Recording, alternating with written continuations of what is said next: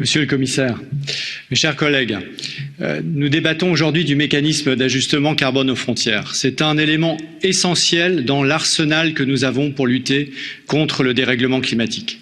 C'est un élément essentiel parce que nous allons réformer le marché du carbone. C'est prévu pour le mois de juin.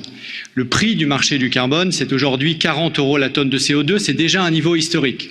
Et ce que nous visons, c'est 50, peut-être même 60 € la tonne de CO2.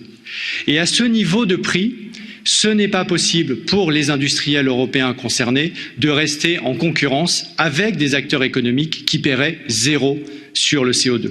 Moi, je ne peux pas aller dans le nord de la France, à Dunkerque, à l'usine de sidérurgie ArcelorMittal et leur dire « vous allez perdre les marchés parce que ce sont les Indiens ou les Turcs qui vont exporter sans payer le prix du carbone vers l'Union européenne ».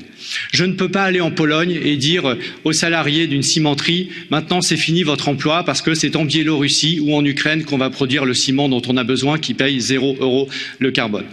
Ce n'est pas possible. C'est pour ça, Monsieur le Commissaire, que nous exigeons que vous ne puissiez pas nous décevoir en juin. Et ça veut dire quoi, ne pas nous décevoir? Ça veut dire une méthode très simple. Un mécanisme d'ajustement au carbone aux frontières qui est le miroir du marché carbone européen. Pas une taxe. Une taxe, c'est l'unanimité, ça veut dire probablement pas de mécanisme à la fin.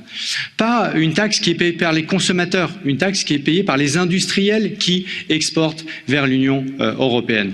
Et donc ne vous trompez pas surtout d'outils juridiques. Faites comme le Parlement vous le demande, faites un mécanisme qui est le miroir du marché européen du carbone, le même prix, les mêmes volumes, c'est compatible avec l'OMC, même Pascal Lamy, l'ancien directeur de l'OMC, le justifie. Et donc ne vous trompez pas en ayant un mauvais cheval, un mauvais outil juridique. Suivez les recommandations qui, je n'en doute pas, seront largement adoptées cette semaine par le Parlement européen.